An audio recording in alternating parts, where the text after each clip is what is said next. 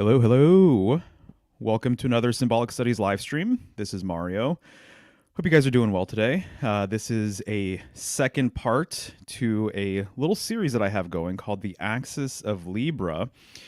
And I think it was about a month ago that I gave the first presentation. And so if you guys haven't seen that, I would suggest you check that out because I'm going to be referencing some things from that presentation tonight. And if you haven't seen it and you still want to watch live, go for it. I'm happy to have you here. If you guys are unfamiliar with myself, I have a little project called Symbolic Studies, and you can find everything at symbolicstudies.com. I offer private lessons, I offer tarot readings, I have study tools over there, and you can find all my social media links on symbolicstudies.com. Also, if you find my information valuable, you guys can become patrons at patreon.com/symbolicstudies. Awesome. So I'm just going to get into it. That's usually my nature anyway. So let's just get into the symbolism here, what I want to talk about. I want to talk about Libra, the scales, and the true esoteric meaning behind the scales, in my opinion, from what I've uncovered, right?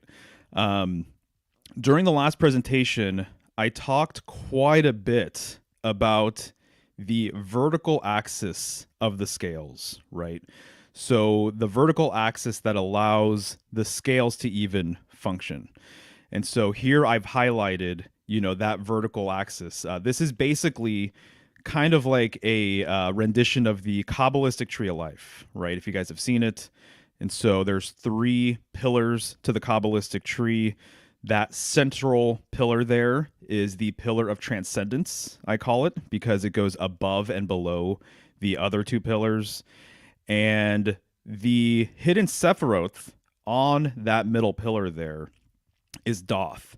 And Doth is a Sephiroth that corresponds with the North. And so that was kind of my revelation with the last presentation, was that the vertical axis of the scales symbolically represents that central pillar. And so I showed you guys some examples of the 3-pillar setup in Freemasonry. If you have been following my work, you guys know that I'm really interested in this central pillar because I think it relates to what I refer to as the polar tradition or the northern tradition or the stellar tradition. And so it seems as though, to kind of repeat myself here, that there have been 3 major symbolic traditions. That currently we live in a solar tradition, we live in a solarized world, and it seems like previous to the solar tradition there was a lunar tradition, and then it seems as though the oldest symbolic spiritual tradition was more of a polar tradition, right? And there is this reverence for what's called the Axis Mundi, or the Axis Mundi, or the world axis. And the world axis, right, is this pole or post that extends from the North Pole to the northern portion of the heavens. So there's a relationship with the North Pole and the pole star, right, the North Star, Polaris. And so to me, this is just so intriguing that I can't not do research on it. And I'm learning some amazing things about it right now that I will unpack at some point for you guys. But that central axis, to me, is kind of what balances the 2 pillars. So in Freemasonry, it's not uncommon to see, artwork with a 3-pillar setup or 2 pillars, right? And one pillar has a sun on it, the other pillar has a moon. So clearly one pillar is solar, the other pillar is lunar. So what's to be said about that central pillar, that implied central pillar? And in my opinion, it relates to the polar tradition. It relates to polar symbolism, which is northern symbolism, right? And so I wanted to just show this graphic right off the bat to remind you guys, I guess, what I talked about last time and just get into it lightly here. But I gave that presentation about a month ago, and ever since then, there were just a number of smaller revelations that kind of occurred to me.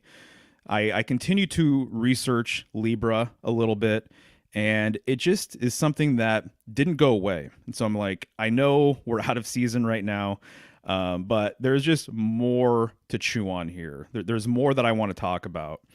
And very selfishly, to be honest with you, I'm kind of doing this so that I have a reminder next year during Libra season of the weaves I was looking into right now. So this is me kind of documenting some of the loose threads, some of the loose ends that I didn't wrap up last time that I definitely will be grateful for next year during next Libra season when I want to catch up with what I was thinking last year, right? One of the things I talked about was the basic scale, and especially like the Egyptian scale, the weighing of the souls ritual, right, with Anubis, and that scale looks very much like a cross. So I talked about some of the cross-like symbolism related to the scales. I think the cross is really interesting too, as it relates to Libra, because Aries season is opposite Libra season, right? So Aries initiates the beginning of spring, Libra initiates the beginning of fall. They're opposing signs, and Christ, who is crucified on a cross, obviously, was crucified during Aries season, right? And when you look at the cross itself, you can kind of see almost as though it looks like a scale sort of setup, right? Well, I was kind of interested and intrigued and fascinated that not too long after I gave my presentation, I came across this still. And this is actually from a film in the 90s, Cape Fear, by Scorsese. And this is Robert De Niro. And he's working out right now. But that's the tattoo he has on his back, right? So it's a cross, and it's turned into, a scale. And so there are two pans hanging from the cross.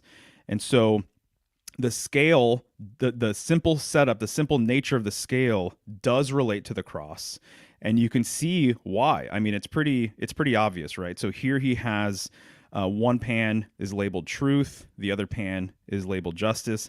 I've actually never seen this movie before. I probably should. I looked at the trailer today, and I'm familiar with just generally what goes on there. But I thought this was really intriguing, and there's actually other pieces of art that I came across that compares the cross to the scales, or turns the cross into a pair of scales, right? And so I thought this was worth showing for a few reasons. One reason is because what I've said before is that the cross, the vertical axis of the cross predates the horizontal arm of the cross, the horizontal beam. And so the standing stone predates the cross, as an example, that before people had crosses, they had pillars and posts, and they had standing stones, and they had trees, and they had just different vertical ascending structures and things like that indicated a sacred center, essentially. And so in one of my books, it's called The History of the Celtic Cross, or something along these lines. The author really gets into it, and he says that the standing stone, or the vertical axis of the cross, predates that horizontal arm. That horizontal beam came later, and now we just think it's really old and ancient, and it certainly is. But that vertical axis is what is the origin of the cross. That you need that vertical axis first before you can even have that crossbar, right? And so here, that vertical axis in this tattoo is right over his spine. And so the spine is another polar symbol. And so as above, so below, the symbolism related to the universe, the symbolism related to Earth, has a direct correspondence with us and who we are. So when I refer to the polar axis, the world axis, absolutely, there's a relationship with our spine, and with a lot of symbolism that's associated with the spine as well. So I'm thinking of like the chakras or the kundalini serpents, things like that. So appropriately so, that vertical axis of this cross is along his spine. But this is just something I wanted to share briefly before we got into kind of the main flow of the presentation. Right, so here is the Justice card. This is the Rider-Waite version of Justice.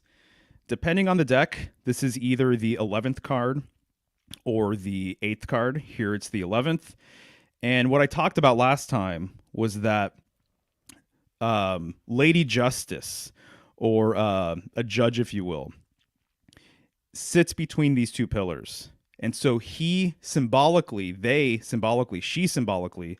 is acting as the middle way, is acting as the middle pillar. And so sitting between these two pillars implies the middle path. To me, it implies neutrality, it implies balance, but it implies this middle axis of the scales, kind of like what I showed you just right now. And so to me, this is like very clear. And so this card really has so much baked into it that's related to pillars and columns and things like that. But I see that the middle way here is what balances the pans. And sometimes these pans, you know, they have contrasting symbols within the pans themselves. So there might be a sun in one pan, a moon in the other pan. I've seen it where I believe I've seen like black pebbles or rocks or marbles in one pan and then white pebbles or rocks in the other pan. And so it implies that the person holding the scales is related to that central axis, right? And so again, the scales cannot function without that vertical axis. And so they would be, in the symbolism that I just relayed with the pebbles or the rocks, they would be kind of this gray area, right? So justice is blind. You want the person handing out judgments to be neutral. You want them to be walking that middle path. You want them to be able to see the light side and the dark side, to have an understanding of these two sides of the dialectic, I suppose, and be operating outside of these two main things. And so the fact that justice is sitting between these two pillars, that's what I get out of this symbolism. So I wanted to bring that up again too, because I'm going to be referencing it in a few different ways here. But what really fascinated me was that I was looking through some of my tarot decks, and, you know, correspondences can kind of get a little confusing because not everybody sees things the same way. And so I personally associate Libra with justice. To me, this makes a lot of sense. Even the number 11, right? The number 11 looks like those two pillars, okay? So there's that implied third pillar, or there's that implied middle way, right? There are other traditions of tarot where they have very different correspondences. And I came across, because I have a deck that shows it, but I came across a card that's actually an alternative correspondence for Libra, for the Major Arcana card. And it actually associates it with the next card, the 12th card of the Major Arcana, which is the Hanged Man. But their depiction of the Hanged Man is very intriguing. It's really different from anything else that I've seen up until this point, up until now. But it opened up a whole rabbit hole for me that I just have to share with you guys today. And by the way, my internet connection here is notoriously slow. And so when I jump forward a slide, sometimes it takes a few seconds for it to catch up to you guys. And this just has to do with my bandwidth. So here I can see the 12th card of the Major Arcana. This is the Hanged Man. And this tarot deck, actually, I should have had this ready, but this tarot deck is called El Gran Tarot Esoterico. And so there it is right there. A buddy of mine who's actually been on the channel before, Tattoo Dave, shout out Dave, he gave me this deck, and it comes from the Spanish tradition of tarot. And we talked about it a bit online. And it's an amazing little deck. Some of the symbolic threads that I've been able to pull from this deck have blown my mind. And this one's a highlight, in my opinion. So there in the upper right-hand corner of the card, you can see that that's the Libra symbol. And so this card corresponds with Libra in the eyes of the creator. And I don't know if everybody in this tradition associates Libra with the Hanged Man, but I see why this would be the case, right? And so as it relates to twin pillars, you see that there's two trees in the background, and you see that there's kind of this central pillar in the middle.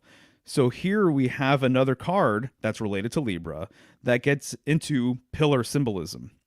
And so this is La Picota.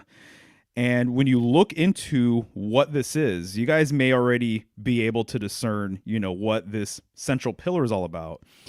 This pillar is called a pillory. So Pillory. And up until now, the symbolism of the pillory was kind of unknown to me.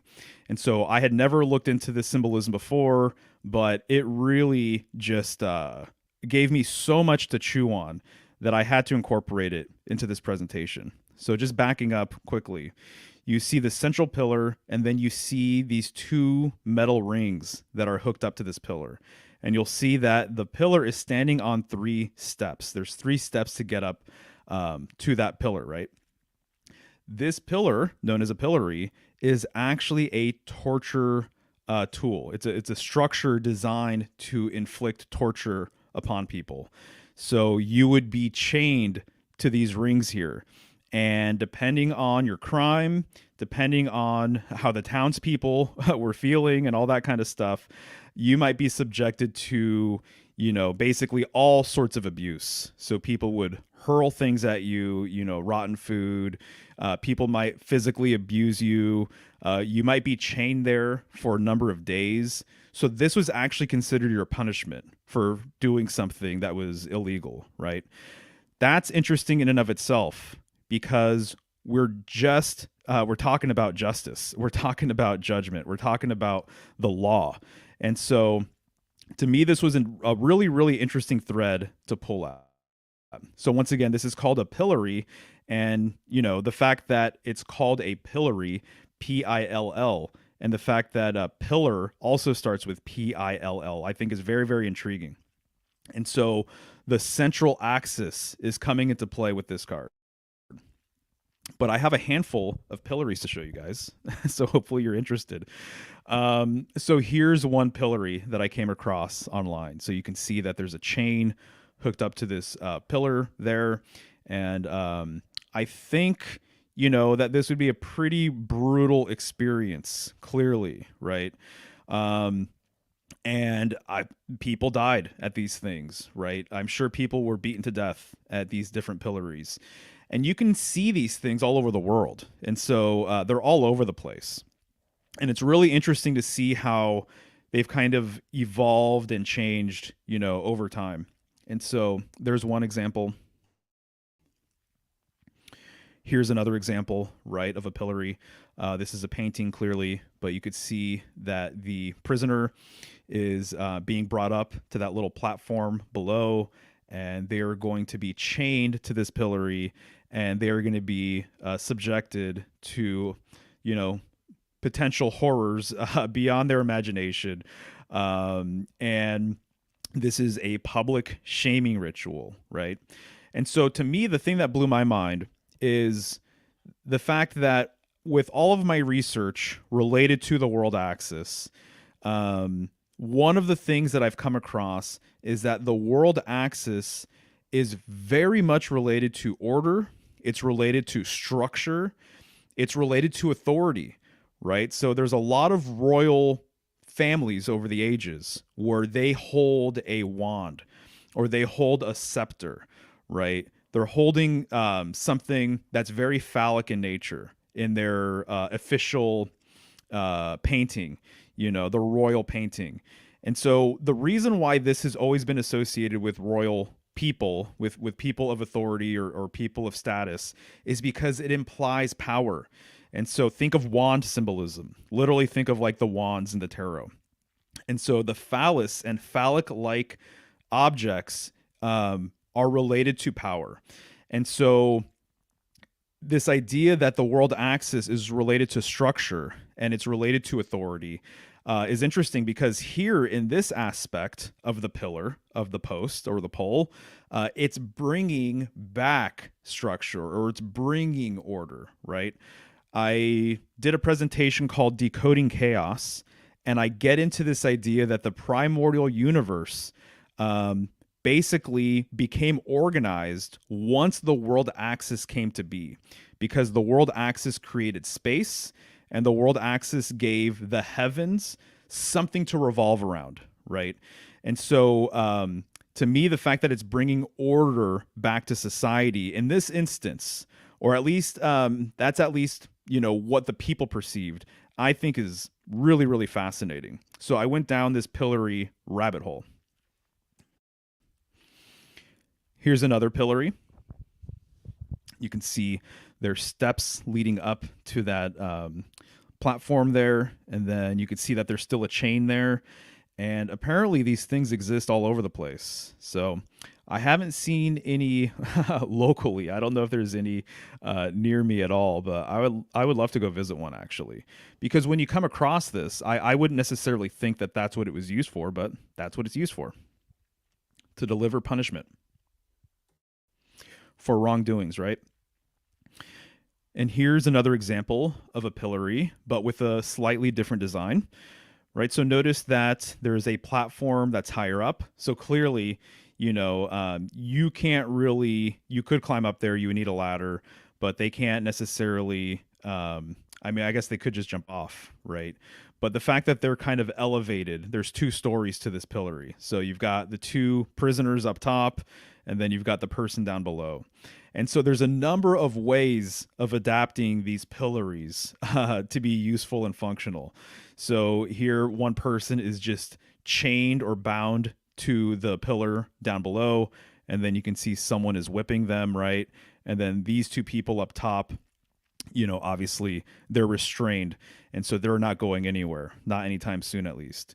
And so having a post that delivered punishment apparently was a thing, guys. And so I'm still learning more about it, but there's plenty of examples online. And, I haven't really seen pillories, I don't think, in any of my symbolic reference books, but I should probably look. There's a couple of books that might have information about it. So this is a thread I'm going to continue pulling at, but the post, right? The central pillar, the world axis, that's what I'm talking about here. And the world axis, one of the things it does is it's the point of pivot for the heavens. So the North Star, the pole star, is the star that the heavens revolve around, right? So the fixed stars circumambulate counterclockwise around the pole star, okay? And so this gets into axial symbolism. That's what I brought up last time, the fact that the world axis is related to axial symbolism. And in my opinion, all spin goes back to the spin of the heavens, right? And it appears as though this pillory, unless I'm mistaken, this pillory may or may not spin, but it reminded me of something that spins. It does look like they're walking around that central post there. And so circumambulating a central point is one of the oldest rituals that humanity has. And so people go to Mecca to go around the Kaaba cube 7 times, right? There's different rituals where you're circumambulating a fire, right? And so going around a central point of pivot is incredibly ancient. And I always think of the world axis, of course. So here's just another example of a pillory, of that central post actually delivering punishment and once again, in the eyes of the townspeople, bringing order and bringing structure back to society, which, again, that's what the world axis represents, in my opinion. And that's why the justice card is acting as that central pillar. And there's even cards that I showed last time where literally it's very, very clear that Lady Justice is that central pillar. She is the point of pivot. She is acting kind of as the still point in the middle, right, of this changeless sort of center that's able to weigh opposites, right? So moving on, you can see that the pillory kind of was adapted over time. This is my impression of things. It was adapted over time, and the wooden restraint, and I believe that those are actually called pillories too. And so, if you see somebody and they have that wooden restraint around them, if I'm not mistaken, that's called a pillory, but it comes from the older definition of pillory, which has to do with that central pole or post, right? But you can see still that central post plays a role in what's going on here. Here you can see another example, right? And that central post is right in front of that prisoner there, and they are restrained. And I think it's really interesting. It says that they're there for libel, which basically means that this is the defamation of a person. And so I thought it was kind of curious that it has libel right there, that that's what they're guilty of doing, defaming somebody. And it reminds me of Libra. So I thought that was kind of a happy sort of coincidence, if you will. Libel having LIB, right, as the first three letters. And as I've noted before, a lot of words that start with LIB go back or have something to do with Libra, right? So I'm thinking of words like liberty, right? Liberty is a perfect example of a word that is associated with Libra. Libertine. There you go, Libra, LIB. And I believe, yeah, exactly. I have another word here, library. And so library can be brought into the conversation because Libra has a lot to do with the written word as well, and has a lot to do with bookkeeping. And so I've gone into this on other streams and videos that I've done, but it has a lot to do with bookkeeping as well. Because if you're weighing metals and you're weighing goods and you're buying and selling and trading things, it's good to keep your books in order. You want to know, what you've sold, how much money you've made, things of that sort. And so Libra, it's the first five letters of library, right? And it relates to this idea of justice as well, because you swear, at least in the modern world, on a book, in a courthouse. And so obviously the legal world is completely full of documentation and things like that. And so when someone is in trouble with the law and someone is rooting for them to go to prison or something, they say, throw the book at them, right?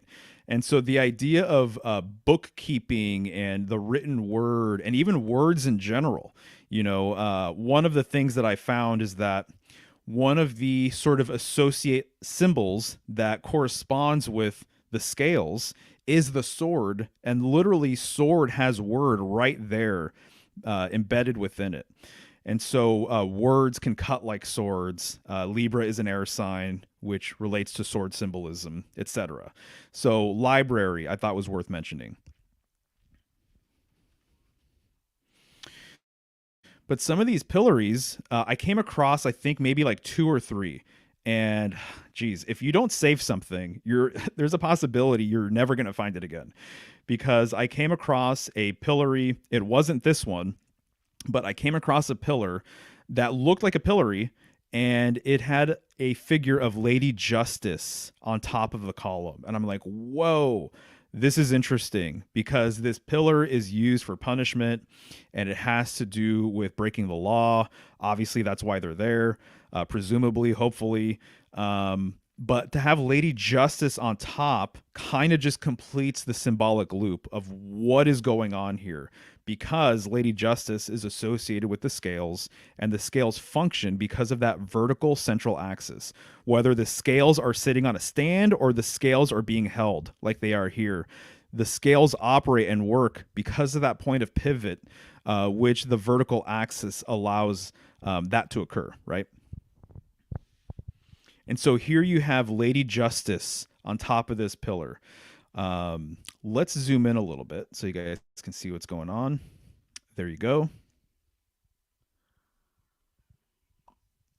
Lady Justice in a classic pose, holding a sword in one hand, not unlike the Justice card, right? And then the scales in the other hand. The other thing you'll notice is that she's bare breasted.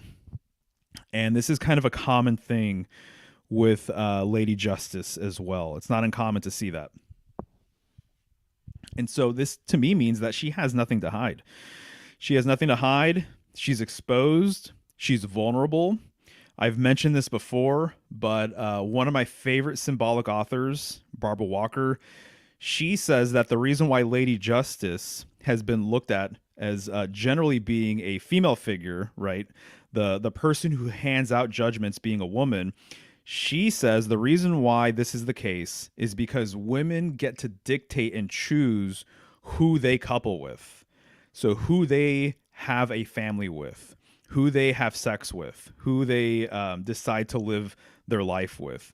Men don't really have that luxury, right? It's the woman that gets to decide who she's going to allow in. Men will, sleep with any number of women and all of that, but it's the woman who ultimately gets to decide. You get to enter into my sacred space. You get to enter into this gateway, if you will. And so it's woman who judges man to see who she thinks would be a good partner, who she thinks would be a good father, right? And so I think this makes a bit of sense. There's a lot of older cultures, and they're sort of they kind of have like a breeding sort of system, basically. And they procreated at certain times. They had children at certain times. And the women were the ones who dictated who they wanted to get with, not the men. The men were on display for the woman to judge. So hopefully that's clear. But I do think that makes a bit of sense, right? Well, I thought this was interesting too. This bare-breasted sort of thing, as it relates to liberty and freedom. Because immediately, what I thought of was the fact that Libra also has bra in it, right? And so relating to the breasts.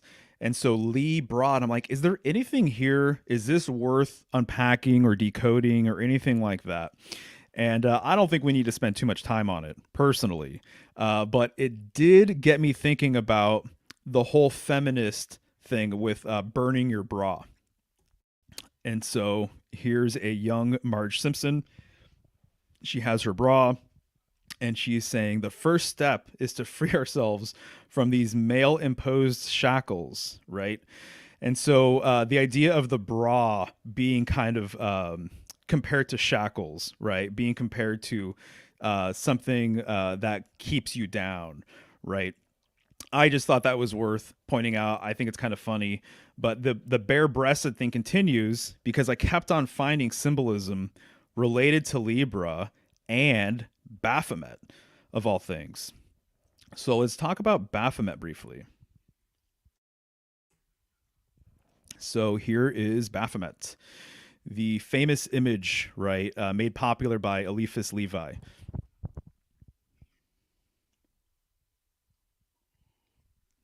And you can see here Baphomet. What does Baphomet ultimately represent? I kind of see Baphomet. I mean, there's a lot to be said here.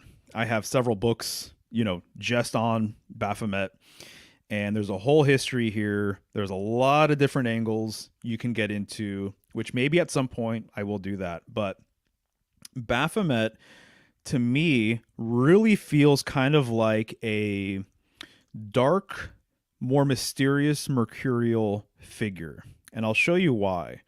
To me, Baphomet embodies some of what I've already been talking about here and what I talked about in the last presentation. This idea of being the middle path, of being the middle way, of weighing the opposites, of not being pulled, in a dialectical direction, but being in the middle.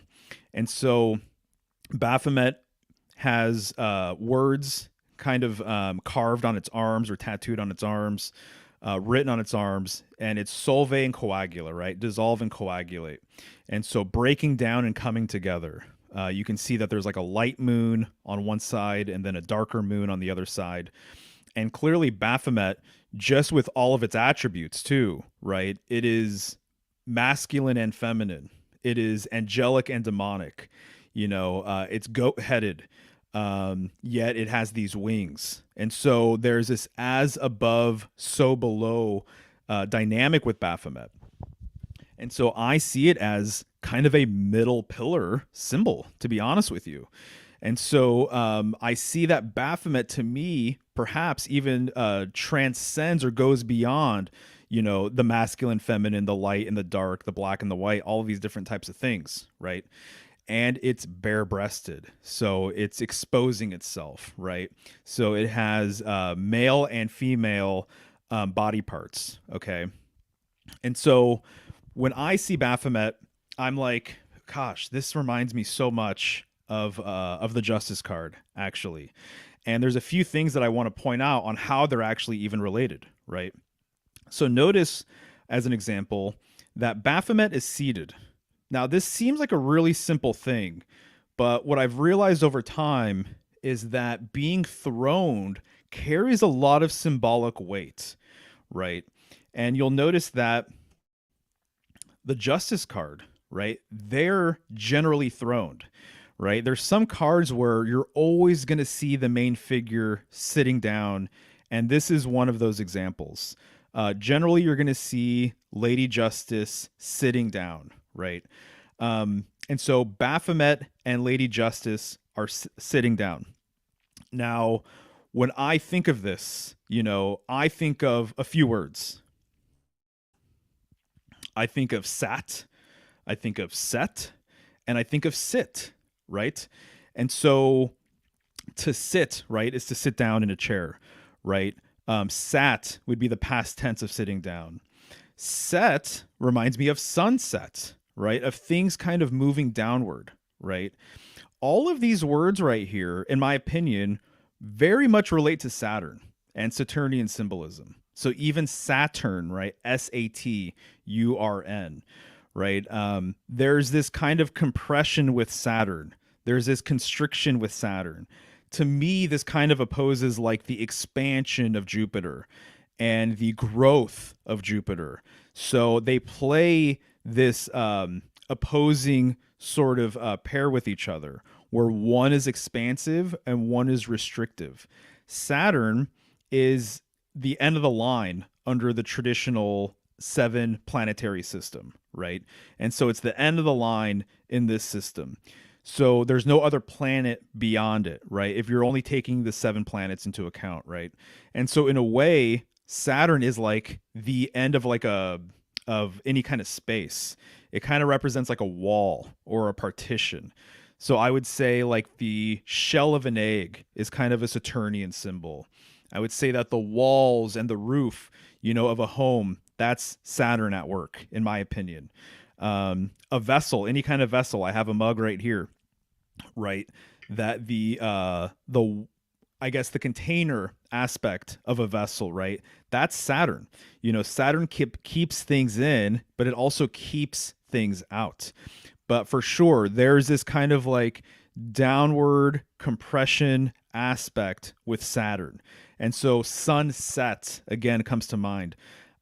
It's been said that the symbol for Libra is a sunset, that you're actually seeing the sun setting over the horizon line, right? So you're seeing like half a sun.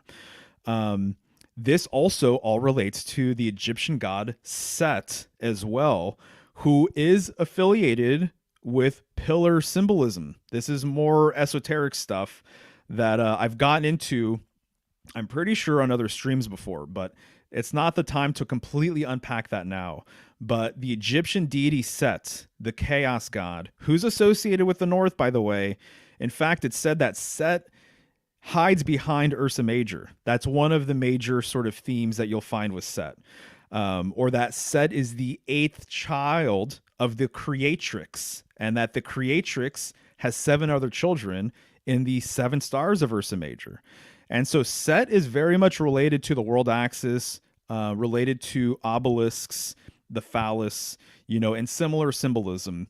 And again, he's said to hide behind Ursa Major, right? But to me, there is a Saturnian correspondence with Set, not only in the name of Set, but in a bunch of other things that are completely related to each other. So this is interesting because what does Saturn have to do with Libra? What does Saturn have to do with any of the things we're talking about? Well, in case you're unaware, Saturn is exalted in Libra. So Saturn is well placed in Libra, right? This is really interesting because I think a lot of lessons that you learn are Saturnian in nature, right? So I was just telling a client this earlier today, a student, and I was saying that when you get too close to something, as an example, if you put your hand in a fire and you start feeling that heat and you remove it, that's a Saturnian lesson. You got too close to something. I think a lot of lessons in life have to do with you getting too close to something, or perhaps even you getting too distanced from something that you should be closer to.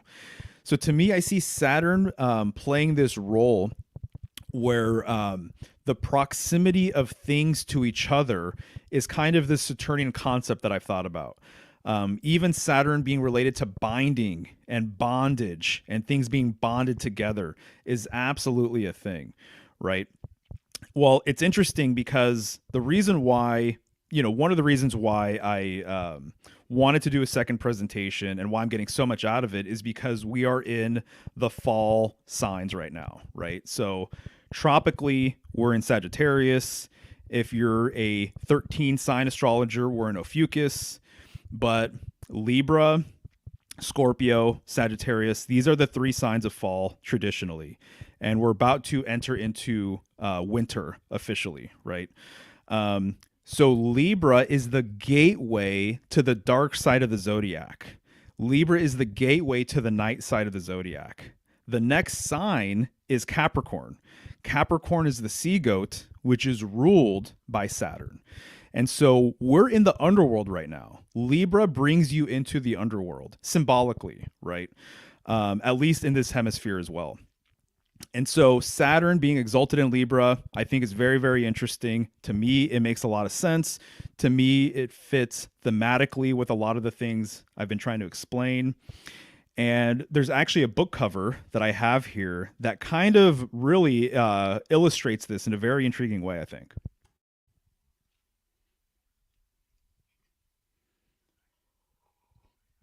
So this is The Dark Lord by Peter Levenda.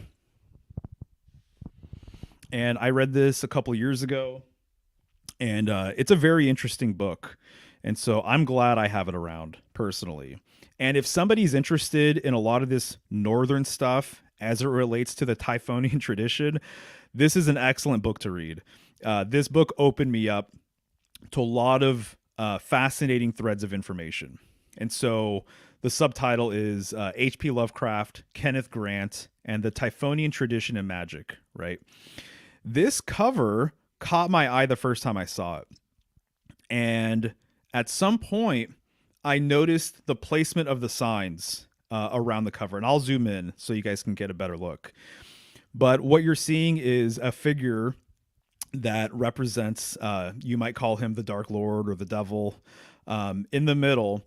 And there are astrological signs all the way around this piece. So up top, you'll actually see Aries, and then to the left of it, you'll see Taurus, and then it just goes on and on and on, right? Through all 12 signs. Well, let's look and see where Libra is placed. So if you guys look in the middle, and if you follow your eye downward a hair, you will see the symbol for Libra. And you'll see that Libra actually has a pair of scales hanging from it. And just below that, you're going to see the index finger of the devil pointing to what looks like a spiral that's descending into Saturn, right? And so here you have Libra being associated with Saturn and the devil being associated with, the Dark Lord here. And so to me, this is kind of another, just another insight or another wrinkle that Saturn not only is associated with Libra, but Libra is what brings us into the underworld. Libra is associated with, this gateway that brings us to the dark side of the zodiac. And so I think that this is very, very telling. And now you can see why, when I bring up Baphomet as it relates to Libra, it's not just like a random sort of thing. In fact, a lot of people say that the modern depiction of the devil card, is related to Baphomet. And I was just talking to a student earlier, and we were going over the devil card. That was the whole entire session. And I brought up Baphomet. And I'm like, if you want to understand the devil card, I think understanding Baphomet is not a bad idea. And at least understanding the history of what this figure means and how important it's been to like Western magic and occultism. And of course, its origins go further east. But there is a correspondence here. There is a relationship here that's worth unpacking. And so there you can see very obviously Libra about to descend, into this spiral, if you will.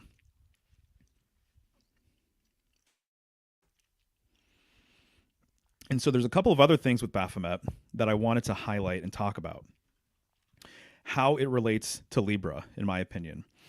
And I'm zooming into Baphomet, and you can see that in its lap, there is this rod with that bulb on top, and then you see two serpents wrapped around it, not unlike the Kundalini serpents, right?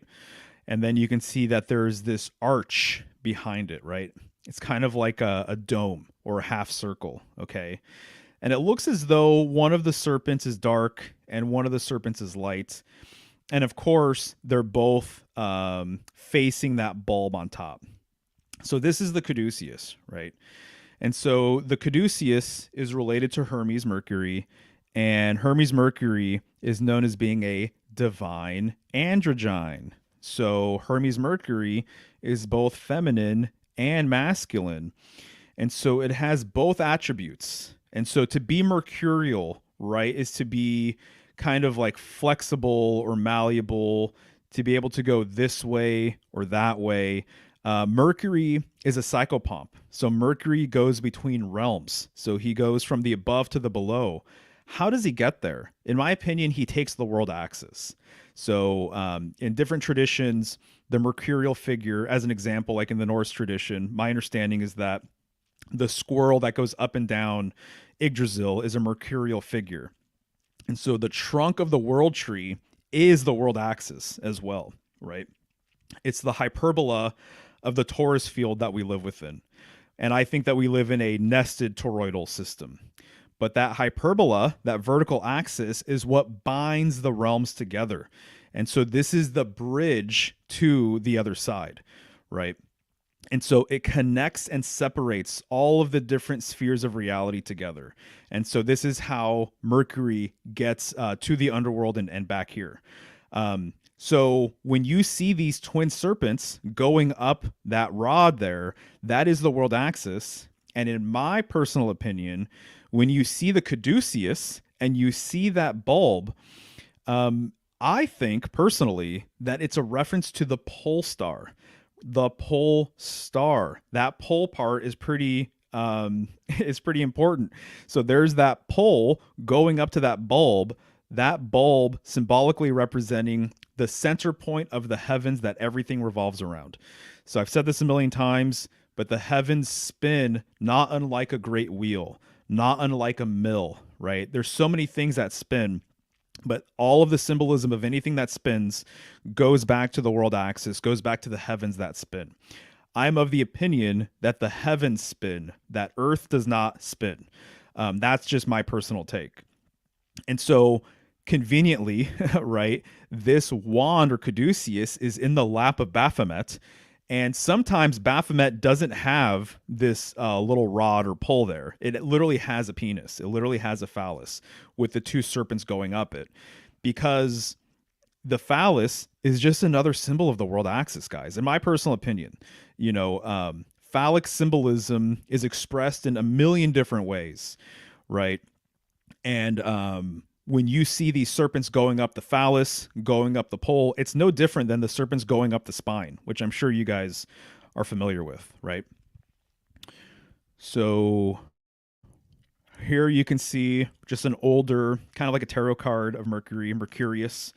You can see the symbol for Mercury there, but you can see that Mercury is holding that caduceus, right? He's holding the wand with the twin serpents going up it. So when you see like serpents wrapping around a tree, that's the world tree, you know, it's the central tree, right? Um, and so whether it's one serpent or two serpents, even, I would say it goes back to the same symbolism, or even a serpent going up a cross, right? Um, the brazen serpent, I believe it's called. Same symbolism. It's always the same energy. It's circumambulating um, the world axis, right? It's going up the world axis. And so I just wanted to show you guys just the fact that Mercury is heavily associated with the caduceus, which I'm sure you guys are already familiar with. But there's something else going on in the lap of Baphomet that I wanted to unpack. And so we're back here looking at Baphomet, and we're looking at those serpents, right? What's the deal with that arch? Why would Baphomet have this half circle sort of dynamic going over that portion of this figure? And so I've highlighted it here. Hopefully you guys can see it. And so this is a big tell, in my opinion. And I believe I know what it's in reference to. It's in reference to, in my opinion, all arch symbolism. So the arch is symbolic of the dome of heaven, the vault of heaven, right? So the dome is the home. And so a lot of older cultures had this understanding that we live in a dome-like structure. So it's the firmament, basically. So when you're looking at the twin serpents going up that rod, you are looking at the world axis, and that arch, right, just behind it is symbolic of the firmament. It's symbolic of heaven, the heavens, right? And earth is contained within it. And so I showed this card last time too. And this is Tarot of the Third Millennium. This is the Justice card. Here it's the 8th card. And this illustrator is brilliant.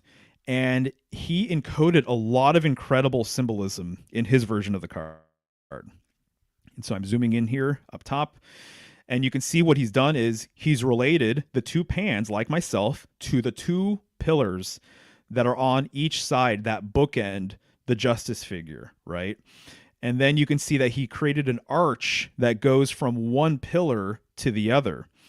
And the very middle of the arch intersects with the sword there that she's holding vertically. He's basically indicating and relating this sword with the world axis. And when you look into older symbolism books, it's not terribly uncommon for the world axis to be brought up. And so again, the world axis has been expressed in so many different ways, but the sword is a symbol of the world axis, as is the pillar or post. So it is operating as the central pillar that transcends the two other pillars, that goes beyond the two other pillars. This central axis, this central pillar balances the two other pillars, right? And so notice that where the sword intersects with that arch, there's a wedge there, right? Just behind the tip. And that wedge looks exactly like a keystone. And so the keystone is significant in Royal Arch masonry. And so I'll show you an example of that right here. So there you go. Now do you see how this relates to the card that I just showed you, right? And you see how it could potentially relate to the Baphomet symbolism.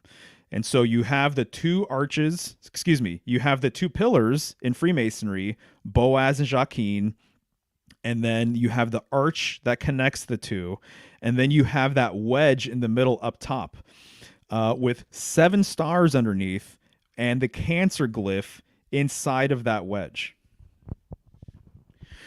So I'll see if I can just explain this briefly, but the 7 stars that you will often see in Freemasonry, these 7 stars were once attributed to the northern sky.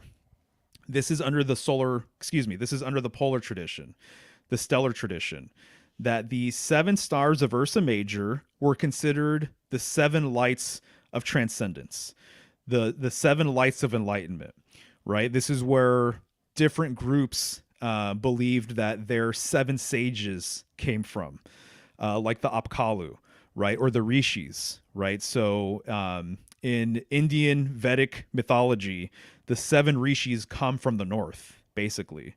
So under the primordial polar tradition, the 7 stars of enlightenment were believed to be the 7 stars of Ursa Major. And Ursa Major, going around circumambulating the pole star, was considered to be the earliest sky clock, from my understanding of things. Now, it seems as though there was a major shift at some point, and that the 7 stars of enlightenment were no longer attributed to the northern sky. And instead, it seems as though, actually, one way of looking at this is that the Pleiades and its 7 stars were now the focus, actually. So it seems as though there was a shift from polar to solar, and the 7 stars also shifted with it. But the symbolism attributed to those 7 original lights originally came from the north. And so there was a pole shift, if you will. So again, from polar to solar. So when people see these 7 stars right now, I wouldn't blame anybody for thinking, oh, well, clearly this is the Pleiades. Not necessarily the case. A lot of people today will say that it's the Pleiades. But I think that you can make an argument that originally they were actually attributed to the north. They were attributed to Ursa Major. Someone else might say, oh, well, these were originally the planets, right? The original 7 planets, right? 1 star per planet. That makes sense too. But to the ancient people who had more of a polar northern perspective, they actually integrated the symbolism related to the northern stars to the 7 planets. And so I've gone over this before in other presentations, but it seems as though these original 7 stars that you see here corresponds with the northern sky. And to me, it makes all of the sense in the world that this would be the case, because you see them at the top of this image here, just underneath the apex of the dome. And the very top of the dome is where the pole star would be. It is where Polaris would be. And I think it's interesting too that the Chariot card corresponds with Cancer. And so the Chariot can't function without its wheels, right? A lot of Chariot card symbolism has to do with the wheel of heaven spinning, right? It's also interesting that most of Cancer takes place during the 7th month of the year. Now, I know like our timing sort of system, it's all fucked up, and there's been changes and shifts and everything else, but there is an interesting dynamic with the number 7 and Cancer. The 7th month, July, and then also the fact that the Chariot card, which I just mentioned, which corresponds with Cancer, is the 7th card in the major arcana. And I don't have an image here to show you guys, but the Chariot card, in the Rider-Waite version at least, the charioteer is sitting in between 4 posts, and there is a star on its head, and there's a canopy above him. And that star, to me, represents Polaris. It's the central star in the heavens. And the canopy also relates to the Hebrew letter that corresponds with the Chariot card, which is Cheth or Chet, which means fence, or which means canopy. The canopy that it's actually referencing is the firmament. The firmament has been looked at as a symbolic canopy. And so there are a number of groups that do rituals in tents. And my understanding is these groups will oftentimes have a central pole, and that central pole represents the world axis, and literally the top of the tent represents the canopy of heaven. It represents the firmament. And so what you're kind of seeing in the Chariot card is kind of like this microcosm of Earth, right? Or of the cosmos. The four corners of Earth with the four pillars, and then the charioteer being right there in the middle, corresponding with the center of the heavens. This is kind of like a very similar sort of design. In fact, you can study this Freemasonic tracing board alongside the Chariot card, and there's a lot that you're going to get out of it. And so the seven stars of the northern sky and the top of that arch also representing the northern sky, I think is kind of clear. And so you have the pillar on the left corresponding with solar energy, the pillar on the right corresponding with lunar energy. Well, so what's going on in the middle? Well, it's polar symbolism. So there's a third thing going on here. It's polar symbolism. It's that central axis. It's the world axis. So hopefully that makes things a little more clear. And once again, you can see how it relates to this version of the Justice card, right? And you can see how it relates to Baphomet now, and how really the arch in all examples, it's the same arch. It's the firmament. And that central pole is the world axis, essentially. And so clearly that artist, by the way, was aware of, I think, must have been aware of either dome symbolism, arch symbolism, or even royal arch masonry, because he really nailed it on the head, in my opinion. Also, the 6-9 of Cancer, to me, also, it goes back to the spinning of heaven, right? So it almost looks as though the 6 and the 9 are meant to be turning or churning. Shout out to Slick Dissident. He was the first person that basically brought to my attention that it might literally be Ursa Major and Ursa Minor, the Big Dipper and the Little Dipper, perpetually spinning around the pole star. So I think that's kind of intriguing too. So moving forward, just getting into dome symbolism here, right? So here's a dome, and you can see that there's light shining inside of the space there. And you see that the light is coming through the top of the dome, right? So this is where the world axis would be. A lot of indigenous peoples a long time ago would have a circular structure. That would be their home. It would be more so like a igloo or a hut or something along these lines. So the dome is a very, very holistic shape, right? There's a lot of benefits to building domes, and the mathematics and everything that's involved with the dome, absolutely mind-blowing. It's a very stable, sound structure once it's built. Shout out to Topher Gardner. He builds dome homes, and he has really he's schooled me on a number of things related to dome symbolism that I think is absolutely fascinating. But my understanding is that people believed that the heavens were kind of compared to a dome, that they kind of looked like a dome, or that we lived in a dome-like structure. And so the idea was that if this is good enough for the gods, it's good enough for me. And it's really just a very holistic way of constructing a building or a space, right? Having these hard corners and having these 90-degree corners and stuff like that. It's just it's not as conducive to healing and all sorts of other things. The dome really is a powerful structure to kind of understand, and and to just kind of, I wouldn't say revere, but just to appreciate, I suppose. And when you're inside of a dome structure too, you really see that. Actually, you sense that and you feel that. And so it's interesting because in Royal Arch Masonry, what's said or what's shown in a lot of tracing boards is that if you remove the wedge, right, if you remove that keystone, that this is how light gets through. And so it's actually not uncommon to see tracing boards where the wedge is removed, the keystone is removed, but the eye of God, which is sometimes referred to as the eye of providence, right? In masonry, it's the eye inside of the triangle. The eye of God or the eye of providence will be right above that opening, shining a light through. This is like a huge sort of thread or weave that we can pull at. But suffice it to say that it's kind of not unlike what you're seeing here. That the dome, the top of the dome, is the point of transcendence. This is the world axis. The very top of this dome symbolically corresponds with the northern sky, which has been referred to as the true stairway to heaven, right? Or the gateway to the underworld. Well, I mean, to me, when I look at Nuit or Newt, this is what they're kind of showing. They're showing the dome. They're showing the firmament.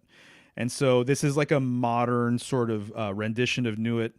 You see that she's bending over. You see that she is also painted blue, and she has stars within her because she represents the night sky. She represents the vault of heaven. She represents the dome-like structure that we live within, or I'm open to the idea that at least the ancients believed we lived within, right? Well, I think it's interesting that she is bending over, she is creating a dome. Symbolically, this is interesting because I do associate the heavens and I do associate the stars with a more feminine sort of correspondence, right? To me, I think of the stellar virgin, which would be Virgo. Um, and it's intriguing to me that I'm trying to highlight the vertical axis, right? And how it might play into dome symbolism. And then you have this figure here, which is holding up the dome. This is kind of, to me, emblematic of the world axis. The world axis symbolically holding up the dome of heaven, right? Being that central pillar, that central support, right? And actually, that's interesting. There's a Hebrew letter, I believe it's Semesh, and that letter has been translated to mean prop. And for a little while, that kind of eluded me. What prop? What prop are we talking about? And it turns out, at least the way I understand it now, is that that prop is referring to the world axis. It's referring to that central post that might hold up the canopy of a tent or something like that. And so the prop is the big prop, the prop that holds up the sky, essentially. And sometimes there's myths where it's one pole that's holding up the sky, or it's a number of poles. Four poles, four columns, the four corners of earth, each having a column that holds up the vault of heaven. But to me, I think that's what you're seeing here. You're seeing kind of a symbolic central post. And I've highlighted that here. So you can see the arch, right, of Nuit. And then you can see that central post, that vertical axis that symbolically, metaphorically holds it up, right?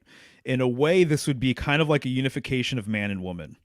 And so the arch being related to the sphere, being related to the symbolism or the geometry related to the sphere and the circle. So I'm thinking of pi. When you're dealing with that curve of a circle or the curve of a sphere, you're dealing with this infinite sort of quality, just like how pi is infinite, right? And then that vertical axis would obviously be more masculine, more phallic, being that support or being that prop. So once again, it's just like the Royal Arch in Royal Arch Masonry, or it's not unlike the card that I just showed you with the arch going between the two pillars, and then that sword being right there in the middle, acting as the axis. Well, it's interesting because I'm just like looking at the Libra glyph, and I'm like, man, I've always heard that the glyph for Libra is a setting sun. I mentioned that earlier, right?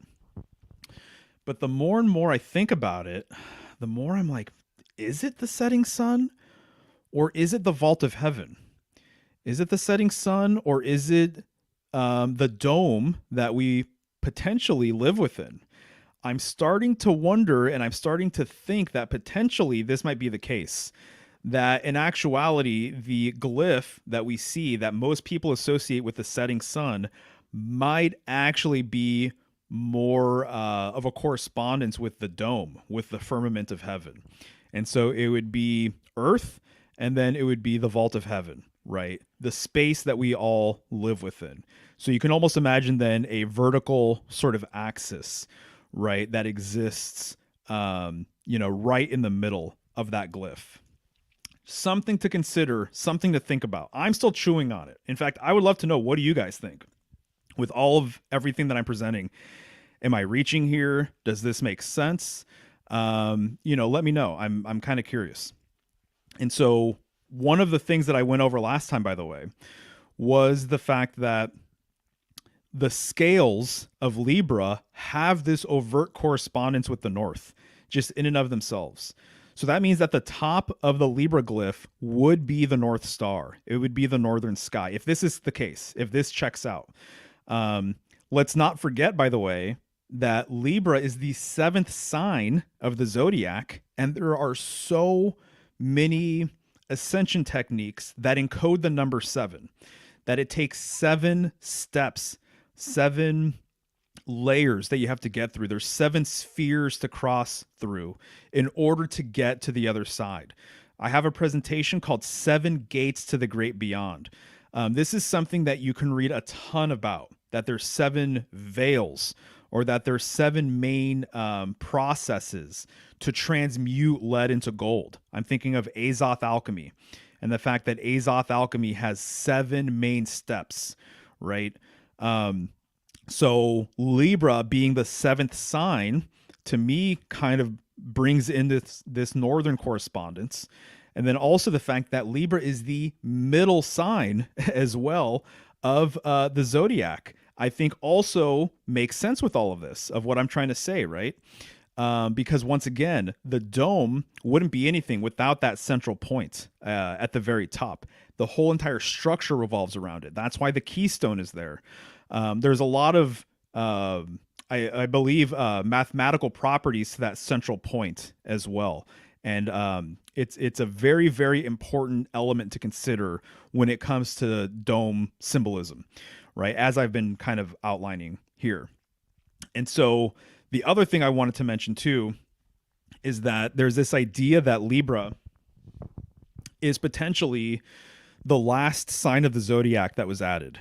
And that what I've kind of heard, I've heard variations on the theme, but the idea is that Virgo may have been one large sign at one point, and Libra was introduced and split this original sign into 3 signs. And it was, once again, Virgo in totality early on, and then Libra was introduced. So now you have Virgo, Libra, and then Scorpio. Isn't it interesting that Scorpio and Virgo both have glyphs that are M-based? So obviously Virgo has the M with the little fish on it, and then Scorpio has the M with the stinger or the arrow on it. This might be alluding to the fact that actually they belonged together, and that Libra was introduced and split this big sign into 3 smaller signs, right? So that's something to consider. Libra, was it the last sign introduced? Or this is another thread that this is new to me, but I would love to learn more about it. I was talking about this with an author who I really, really respect and admire. And he is a wealth of information. And he has done a huge deep dive on Northern symbolism and the polar tradition, all this stuff, way before I did. You know, he did this back in the 90s. I'm talking about W.H. Mueller, who wrote Polaria. And so we've chatted a number of times, and I brought up some of this symbolism to him. And he says that according to one of his resources, and I believe this is coming from an esoteric Islamic source, it may be closely tied to Sufism, this one Sufi sect. But he says that he has read that their understanding and belief was that Libra was actually the first sign of the zodiac. So things are kind of, in this world, everything seems to be inverted and flipped and distorted and everything else. So was it actually the last sign? Or perhaps was it the first sign? And he co-signs my symbolic perspective of Libra, in that it seems as though Libra may have been originally literally just a world axis sign before it was turned into the scales.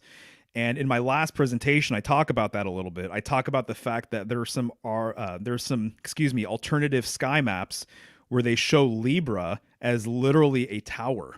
And so it's related to the Tower of Babel, the Tower of Babel that has 7 steps to it, right? The Tower of Babel that gets you closer to God. You know, tower symbolism is world axis symbolism, in my opinion. So, had to get that off my chest. First sign, last sign, firmament, dome symbolism here. I don't know. I'm just putting it out there. I'm chewing on it. We'll see what I think next year during Libra season when I review this. I mentioned this quote last time from an amazing symbolic resource book headed by Jean Chevalier.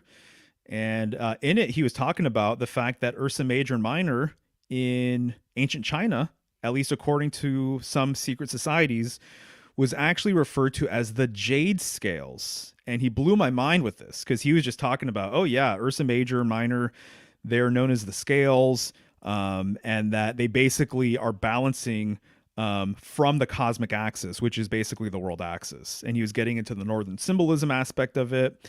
Really, really incredible stuff. But I just wanted to reiterate this one portion of the entry. The Sanskrit word for scales, Tula, is the same as that for the Holy Land located in the north, that is at the pole. So when you look into this material, he makes the northern correspondence with scale symbolism all day long. And so including the fact that Tula in Sanskrit means Holy Land, and to a lot of Eastern peoples, this is the North. This is the North Pole, because a lot of people in the East have this idea esoterically that they came from the North and that there's this Arctic origin sort of correspondence. So I just wanted to reiterate that. Right. So once again, just to show you a pair of scales and just to show you that vertical axis, that's what I'm talking about. This vertical axis, even when you build scales, I would think that you need that vertical axis. You need the base first before you can put the crossbeam on it, the scales on it, right? So the vertical axis, what I'm saying is that it predates the horizontal axis, right? It's the transcendent pillar. It's the middle pillar. Well, there are a number of groups that like have this central pole sort of concept like baked into their culture. So here's a book cover. I haven't read this, but it's called Secrets of Voodoo.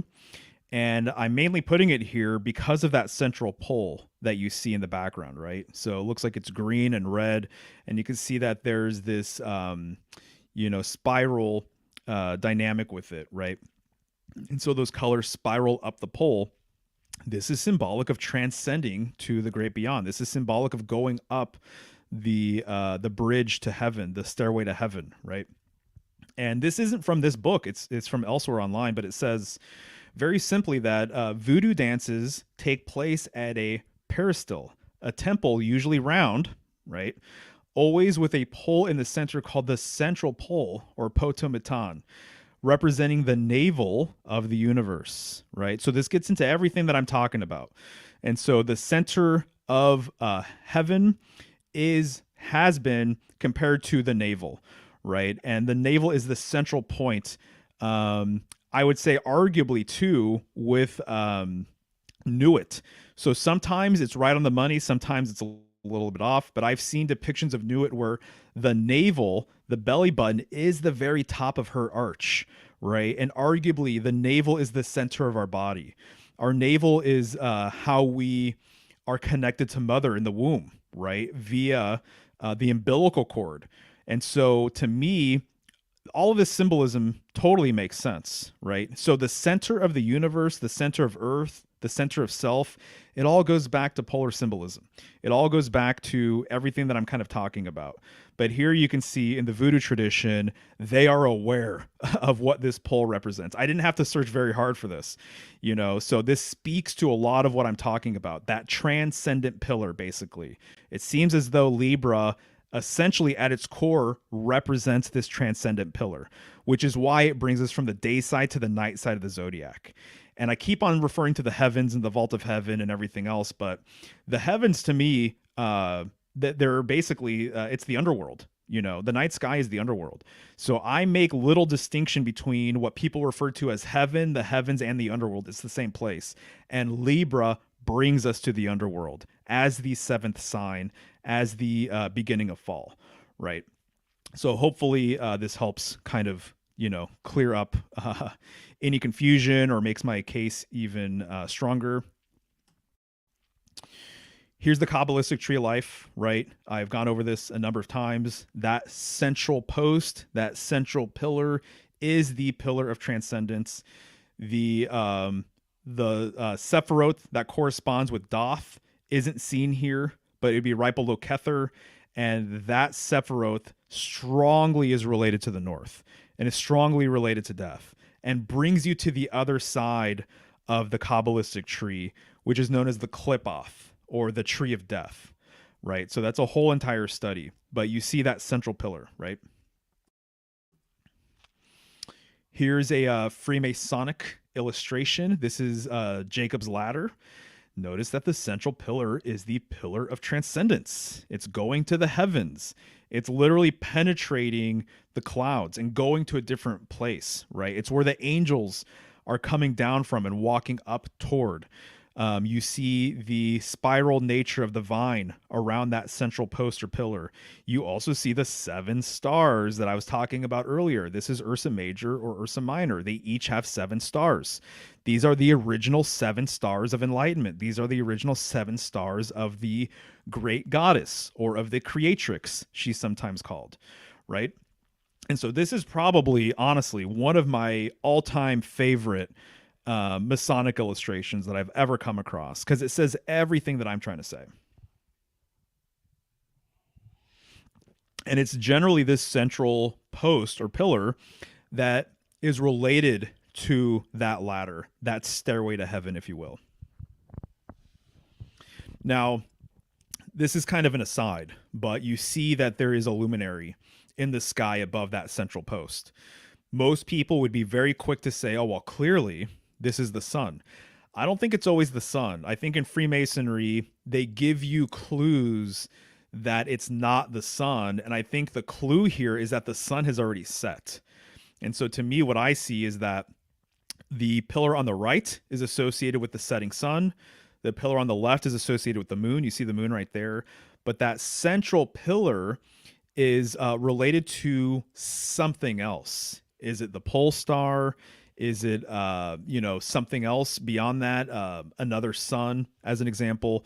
I don't think it's supposed to be our sun. I've seen this a number of times, so I'm kind of confident in saying this now. But I think it's alluding to another luminary that goes even beyond the night sky. And so I just wanted to throw that out there, that it's not supposed to be a solar-based symbol, but I believe that the central pillar is related to a polar understanding of things. And I'll show you an example right now, actually, that's kind of related. So here you see another Masonic tracing board. The pillar on the left associated with the sun, the pillar on the right associated with the moon. Generally, the moon, by the way, in a lot of these illustrations do have 7 stars that surround it. I think that's a curious thing. And then that central pillar relating to that stairway to heaven, right? And you see that there is that star, a 7-pointed star, if I'm not mistaken. There's a 7-pointed star at the end of that stairway, right? And so this is just getting to everything that I've been talking about up until now. So these Masonic tracing boards encode a lot of fascinating information once you study them. Right. So the final thing that I want to point out actually is the fact, and I mentioned this last time, but I'm just still thinking about it. I'm reading more about it. It's continuing to blow my mind. The novelty has not worn off. But notice that stairway, right, going to the heavens, notice that up top, it's indicated with an E. Obviously, this means east, right? So you see around the tracing board, east up top, north on the left, west down below, and then you see south on the right-hand side. Now, if this is the pillar of transcendence, if this is everything that I'm talking about, why is it indicated with an E? How is it associated with East? Well, this gets into the idea of what's referred to as the mystic Orient, or just the Orient in general. So, my new understanding is that when occultists and mystics refer to the Orient, they're not referring to the Eastern Orient. They are, but they aren't.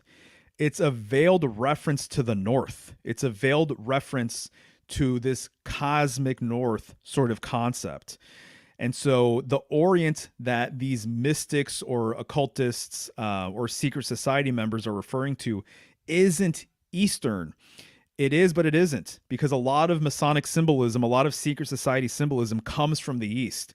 And it seems like a lot of culture, a lot of cultural kind of artifacts, or a lot of cultural sort of, symbols come from further East. But what they're referring to is actually the North. And the book that really has blown my mind with this, that I'm still reading right now, actually, is The Man of Light by Henry Corbin. And so in it, he simply says, the Orient sought by the mystic, the Orient that cannot be located on our maps, is in the direction of the North, beyond the North. And he drives this home, in a number of ways. I could have chosen several other quotes, but that's what's being referred to here, is that there has been this occult idea that the East symbolically actually represents North, and that the Orient is actually a reference to orientation. And so when, it's like an outdated word now, but like Orientalism, the Orient, it goes back to orientation. And you get your orientation here by understanding where North is. I've said this a number of times as well, but ancient seafarers, the preeminent star for sea navigation was the North Star. If you were looking at any other constellation and you understood where you were going because you knew where, I don't know, Sirius is, or as an example, as like a star, or you knew where Taurus is or whatever, you only knew where you were going because you knew the relationship of that star or of that constellation to the north, to the northern sky. And again, the pole star is the central star in the heavens. And so orientation has to do with a cosmic north orientation. It has to do with a northern orientation. So the word orient goes back to these different ideas, right? And so again, the Orient sought by the mystic, the Orient that cannot be located on our maps, is in the direction of the North, beyond the North. And now when I see a lot of Masonic symbolism and tracing boards, there are certain tracing boards that literally has the words mystic Orient, like right in the middle, related to that transcendent pillar. Or it'll just say Orient as it relates to that middle pillar. And so I'm pretty convinced now at this point that this is absolutely true, that this is the older understanding of what Orient and what East actually means from an occult perspective, right? From a veiled sort of perspective. So that's what I have for you guys. Those are my updated thoughts on the Axis of Libra. Thanks for hanging in there. Hopefully you guys got something out of this. Once again, if you haven't seen the first version of this, definitely give it a go. I think that together, they make a good pair. This is why I designed, by the way, this scale, right? I'm using the central pillar or column as the vertical axis. And I put the crossbeam there with the pans and everything else. So it served me well, and I'm happy that I got some of this stuff off my chest. I'm going to say hi to the chat here in a minute, but I'm going to cruise through some credits right now. So if you guys are interested in tarot readings, private lessons, study tools, go to symbolicstudies.com. I am really into the study sessions I've been doing with people. I just did a study session today where a woman who is a jewelry maker hit me up because she is basically wanting insights onto some of her creations. And so some of the symbolism that she chose to put into her artwork, into the jewelry that she's creating, necklaces specifically, she just wanted more insights, right? What does this mean? What does that mean? And I was pumped to do it. And so I've been helping out artists for a good while now, actually. who maybe want to add another layer of symbolism to their artwork, or who maybe even want to understand what they've already created, because sometimes you create something and it's a stream of consciousness, and maybe you don't even understand exactly why you wanted to put this, that, or the other thing in there, use this color or this animal. And I'm happy to help you figure it out, right? So I'm a lifelong artist myself. And so if I can be of any assistance, symbolically, let me know. If I can help you along your symbolic journey, we can get a session going. If you're wanting to learn more about astrology or the tarot, I am available. So symbolicstudies.com if you guys want to book. Once again, if you guys want to become a patron, you can do so at patreon.com/symbolicstudies. Every bit goes a long way. So shout out to all of my patrons. This is my elemental study packet. So I've got this on my site for $5. It comes as a PDF. You are more than welcome to print it and share it and things like that. So basically, it just has a bunch of correspondences on it. So for each of the 4 elements. So water, fire, air, earth. I am planning to expand this at some point. So if you're interested in it, if you're interested in the expansion, purchasing it now kind of helps me and motivates me to kind of wrap that up. So this is going to be something that I think this study packet, I just think over the years it's going to grow. And so I think that it's something that I want to really just kind of keep around and keep it relatively cheap for people, so that if they're kind of new to their symbolic journey, that I can kind of have this study packet for people and they can kind of deep dive and research some of this stuff on their own. But this goes through all of the 12 signs. This goes through all of the elements. I incorporate a lot of interesting things like the gemstones that correspond with each element, different mythological figures that correspond with each element, some plants that correspond with each element. So if you're interested, you can find that on my site as well. Symbolic Studios. So I've been a graphic designer for 20 years, and it's my bread and butter. So it's what I do for people, and I'm open for business. So if you have a small business or a medium-sized business and you are looking for branding, you're looking for packaging, you're looking for a website, or something that's print related, business cards or letterhead or brochures, anything like that, I've done it all basically. So I've had clients, that are absolutely massive and huge. I've had clients that are really, really small mom and pop operations and everything in between. So if you want to work with a designer who is symbolically literate, more than the average at least, you guys can hit me up on my website. And I have prints. I have a few prints available. So my long-term goal is to create a astrological illustration series where I illustrate each sign based on my research. And so this is my example of Gemini. And so I have Aries, Taurus, and Gemini printed. They're available. They're hand screened. So they're silk screened by hand.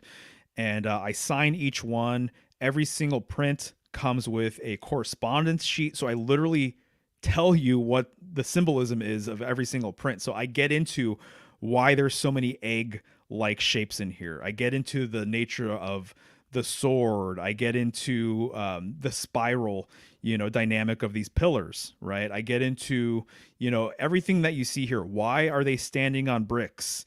What's going on here? So I talk about all of that in my correspondence sheet. I literally pack every single one by hand and send them out. You can get that on my website if you're so inclined. Snail mail. So if you guys want to send me a letter or anything else, you can do so at P.O. Box 930, Carson, Washington, 98610. Also, my fiance, Michelle, has her own thing going on. She has a podcast, and she is an herbalist, and she makes a lot of awesome remedies for healing and wellness. And so she makes, tinctures and salves. She also makes like deodorants and smoke blends. She rolled herbal cigarettes recently and just released those. She makes soap. Her soap is amazing.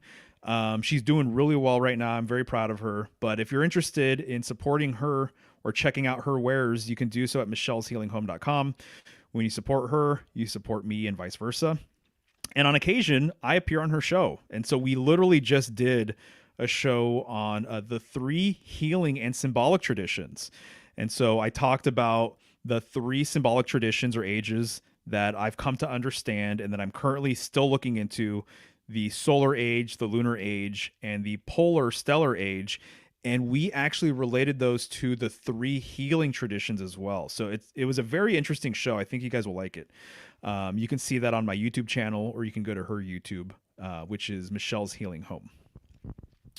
All right. I think that'll do it. I'm going to remove the slides. Hello. And I'm going to say hi to the chat and see what's good. See who all is hanging here. Oh, right on. Project Cheney. What's up, Cheney? Nice to see you here.